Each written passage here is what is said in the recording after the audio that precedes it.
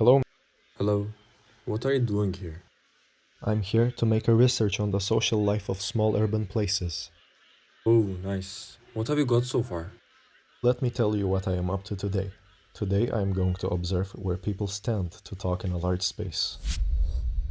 Hello, Mr. White, I can help you with that. We're going to use the mapping technique to find an answer for your question.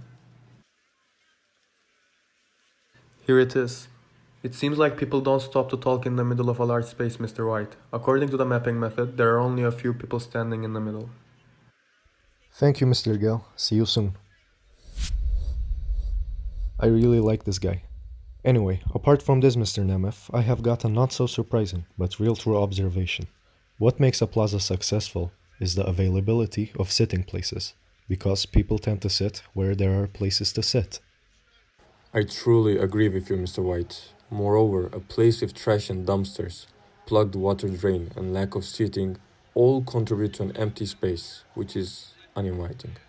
You have got some points, but we must not forget that a place with a pile of dirt, mud, and water can become a playground for children, or imagine a street with a water spraying hydrant and no seating, but enough to be crowded. Hello, Mr. Lynch. It is the first time I see you in here. Is everything all right? Hello, gentlemen. I am celebrating the feeling of being lost.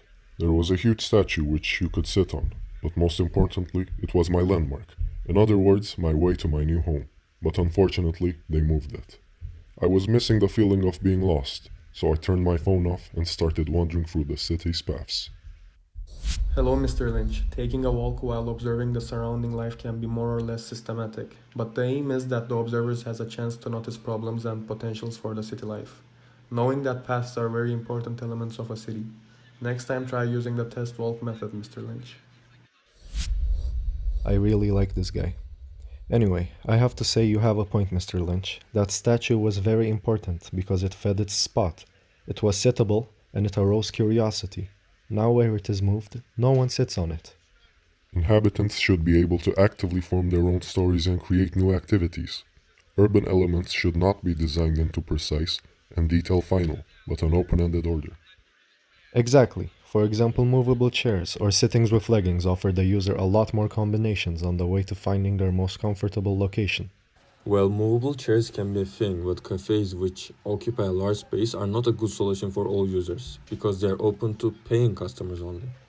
Yes, Mr. Nemeth, but on the other side, cafes and restaurants make the space look more organized and also prevents the leftover trash from the users. In my opinion, for every case we should think wisely and then choose the most suitable method.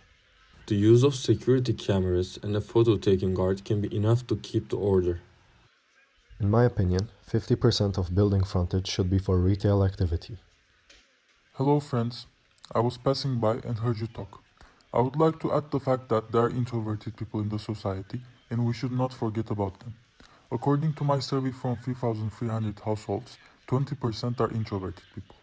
Due to the fact that we cannot use a perfect plan for introverted people, extroverted people, and the people in the middle, we should think of everyone before making 50% of building frontage open for retail activity. You're right, Mr. Alexander, but we should also be careful to not create fortressed environments. Iron fences limit physical and symbolic access and make space uninviting to potential users. Of course, it can also become an ideal place for dirty jobs. We would not want this to happen. Look at there, aren't they the famous urbanists? Yes, you're right. They have been talking in the corner of the street for a long time. I hope they're looking for solutions to the problems here. I hope. Why are public spaces not functionally used? For example, there are no sitting areas in the square. You are right about this again. Some people do not like crowded places like a square, but some people may prefer to sit in the crowded places. It would be great if they asked us to understand this, like Alexander's survey. Gale's public domain investigation methods can also be used. In short, understanding what people want and their needs is the most effective method for problem solving.